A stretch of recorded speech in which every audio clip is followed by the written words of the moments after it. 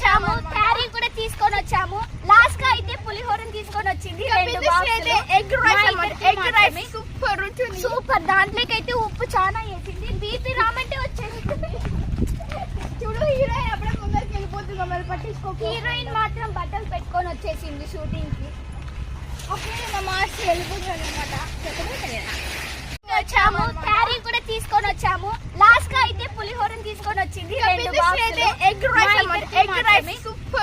Super. దాంట్లోకి అయితే ఉప్పు చాలా వేసింది. బీపీ రామంటే వచ్చేది. చూడు హీరోయిన్ అప్పుడే ముందరికి వెళ్ళిపోతుంది, మరి పట్టించుకో. హీరోయిన్ మాత్రం బట్టలు పెట్టుకొని వచ్చేసింది షూటింగ్ కి. అప్పుడే నా మార్చి వెళ్ళిపోతుంది అనమాట.